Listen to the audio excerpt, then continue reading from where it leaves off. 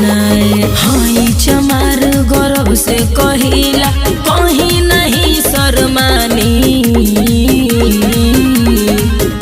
दीवानी में दीवानी साहब की दीवानी, दीवानी में दीवानी साहब की दीवानी।